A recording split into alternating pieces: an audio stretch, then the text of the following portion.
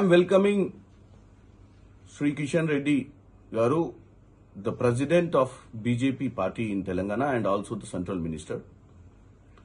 Going to the grassroots, understanding the people's problems, trying to resolve them is a good sign of politician got elected by the people. At the same time, they should not do politics because I am afraid of it.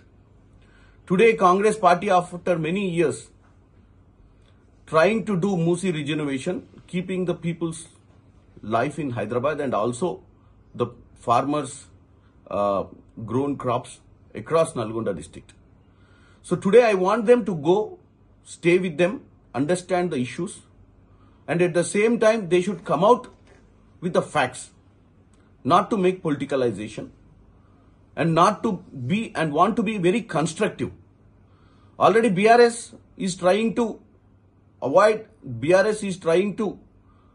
create confusion in the people of Hyderabad in regard to the Musi regeneration. At least BJP, because their own leader Narendra Modi was the chief minister in the past in Gujarat and present prime minister, done the same riverfront development in Sabarmati and also he has done the development in Ganga. Same leaders, Kishan Reddy, Bandi Sanjay ji, everybody appreciated Narendra Modi's initiation in doing that. So why not today Revanth Reddy ji's decision in Telangana should not get the same response? Because our thing is not politics. Ours is only people's interest. Our thing is only development of Telangana state. We being South Indian states, we always want to be a Gujarat model.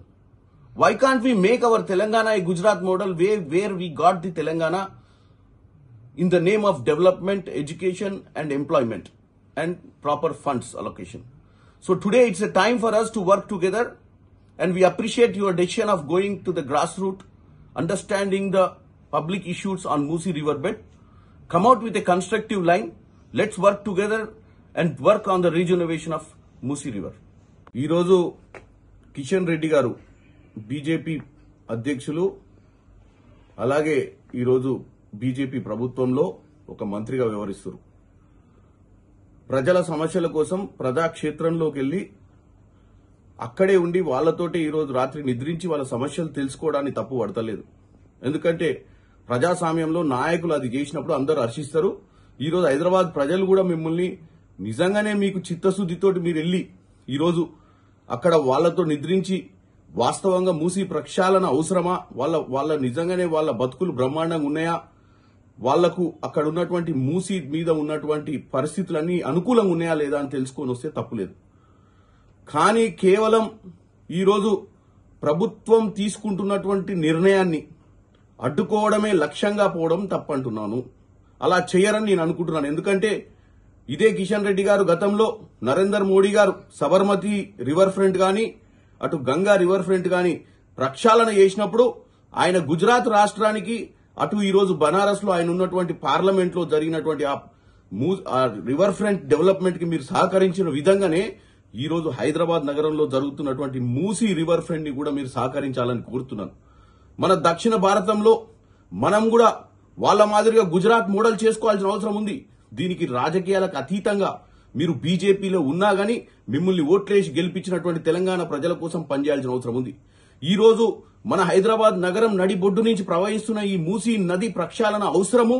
ఆ మురికి నుంచి మనం మంచినీళ్లు అందించి ఇలా ప్రజలందరూ సుఖ సంతోషాలతో ఉండాల్సిన అవసరం ఉంది.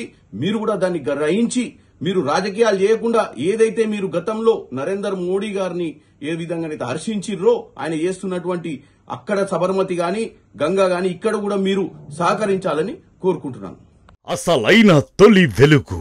ఫాలో వాట్సాప్ @తొలి వెలుగు official.